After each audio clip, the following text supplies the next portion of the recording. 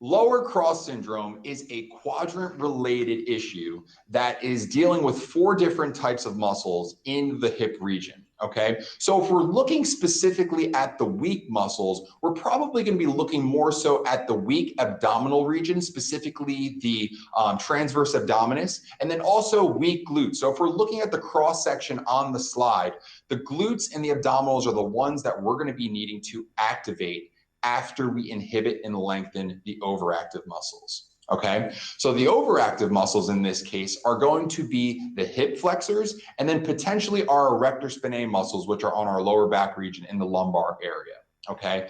These are muscles that we are mostly going to be stretching and inhibiting via self-myofascial release, and then following up with the activation so that we can correct the tilt of our pelvis. So with an lower cross syndrome, we may see a couple different things. If we have those really tight hip flexors on the front of our body, our pelvis is going to be tilting downwards in the front, which is going to cause an arch in our back. So this position in a static when we're just standing doesn't cause as much issue, but when we start loading our body with external resistance, say putting a barbell on our back or holding dumbbells in our hand when we're standing, this could put some compressive forces on the lumbar spine that could potentially cause some very severe injuries.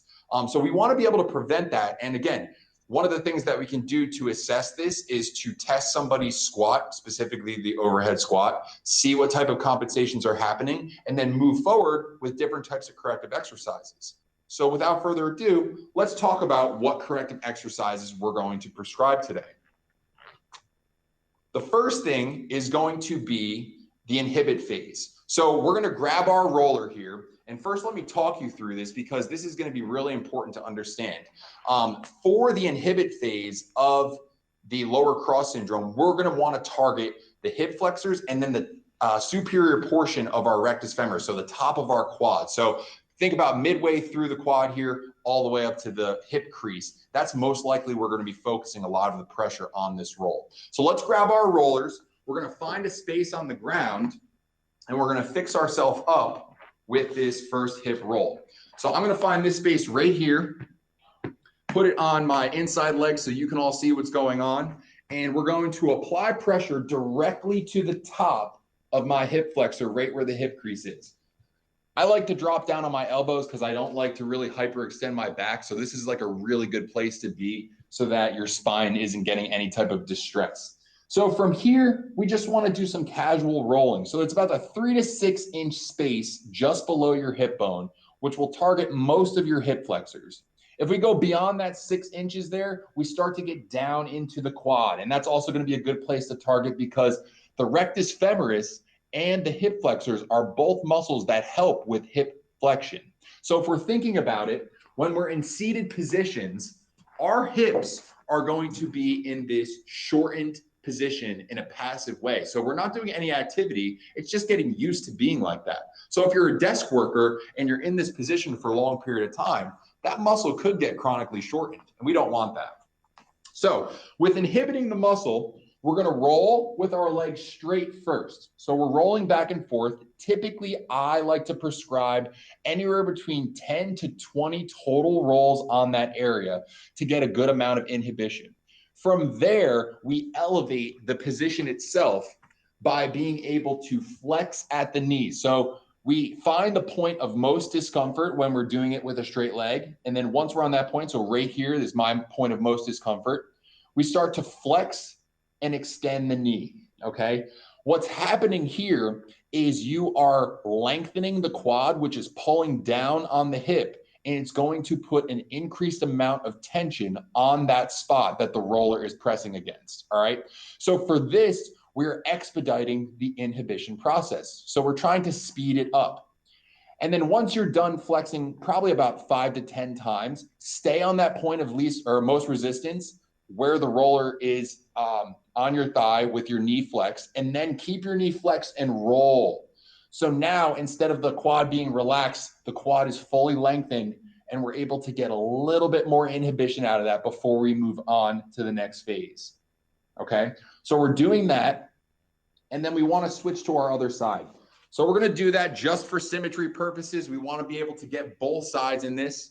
Unless somebody identifies that they do have one hip flexor that is tighter than the other, that's probably the only time that you would ever want to focus on one over the other. So we're doing the same thing, and I'll make this a little bit faster. We'll go short micro rolls with the leg straightened. We'll find the point of most discomfort, so that's right here for me. Flex and extend at the knee. Do this about 5 times. And then with the knee flexed, then go into continuing that roll so that you can get more inhibition of that hip flexor, okay? So after doing this, your hips should be feeling pretty good. The muscle itself should be feeling like it's warm, maybe even relaxed to some extent. If you're able to do some sort of lunges, it may feel a little bit more fluid for you.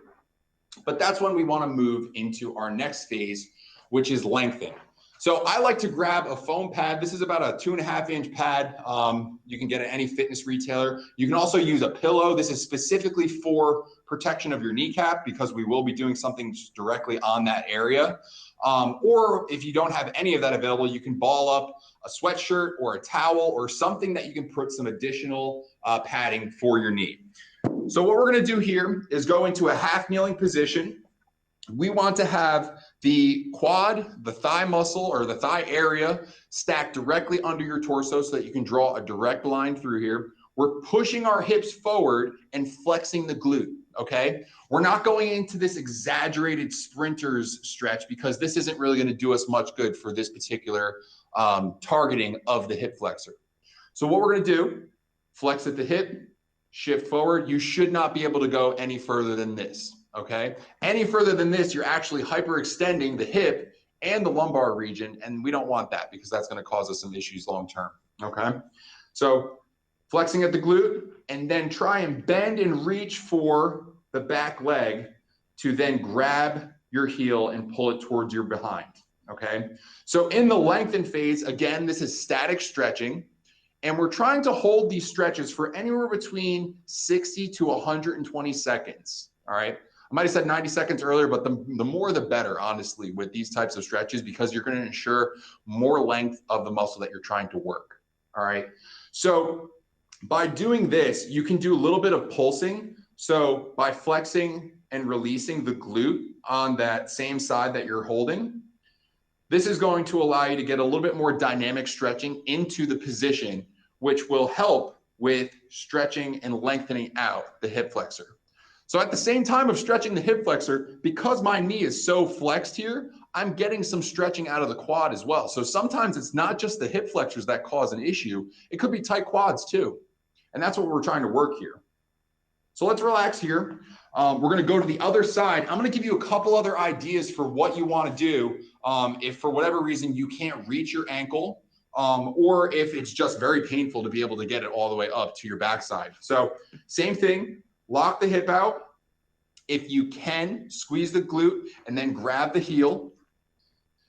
And the hardest part of this particular movement is actually being able to grab the foot. Okay, so what happens here is if you cannot grab the foot, one thing I recommend is you can use a bench or a box or something that will get your foot elevated. So if I'm using this box right here, I can get my foot elevated onto the pad, and then I can sit up tall, getting my torso in line with my quad again. Very helpful for getting this position. So you can do this at the edge of a couch. You could do this off of a utility bench. You could do this off of a stability ball. I like the stability ball because it actually forms to your foot a little bit better. It's a little bit more comfortable on the foot and ankle region. But always 60 to 120 seconds. Usually you're trying to go for about anywhere between 3 to 5 total sets. So if we're thinking about this, 3 to 5 sets of 1 to 2 minutes, that's a long amount of time that I'm gonna be doing some static stretching. But here's what's gonna happen. By doing that much static stretching on that area, you're actually going to lengthen it out and ensure that you get that new length, especially after inhibiting it too, okay? So we're done with that. After inhibiting and lengthening the hip flexors, now we need to move on to what we need to do to strengthen. So moving forward, we have the activate phase, okay? The glutes in lower cross syndrome are going to be the thing that prevents our hips from being tucked down and in a flex position.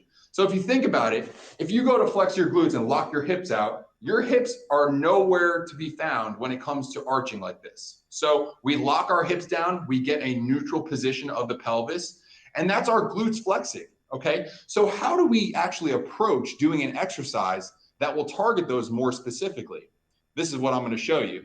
So we're going to blow this up real quick so I can show the screen.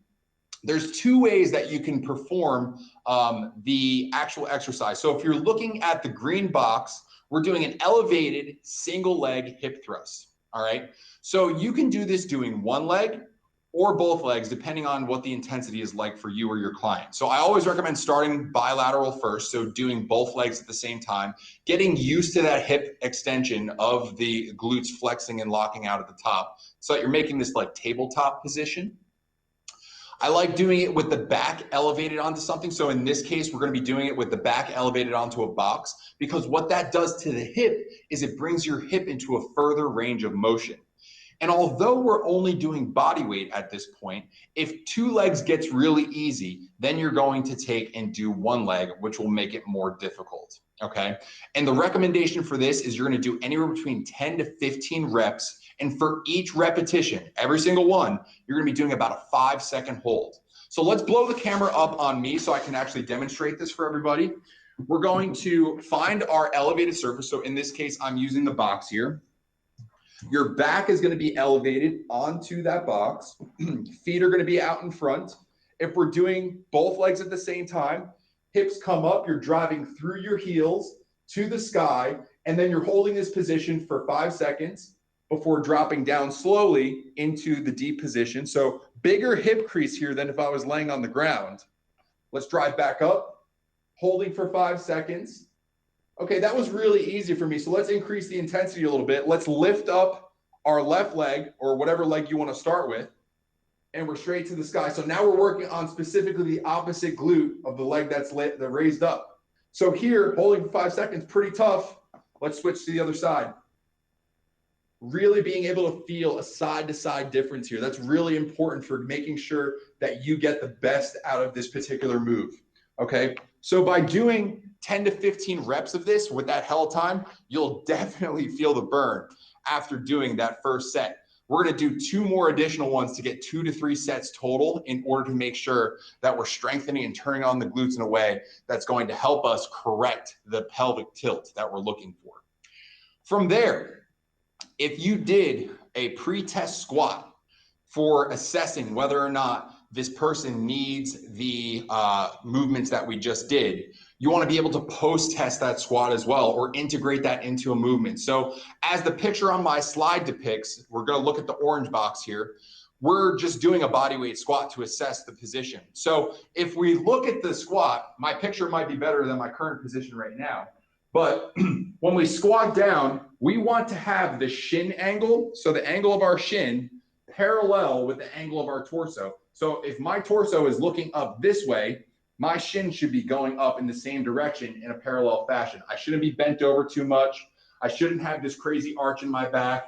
I should be able to get my hips below my knees. And that's usually the good place for you to be when you're trying to do a squat. If you're elevated a little bit, that might indicate there is some sort of hip restriction that's causing you to not be able to get super deep into the squat.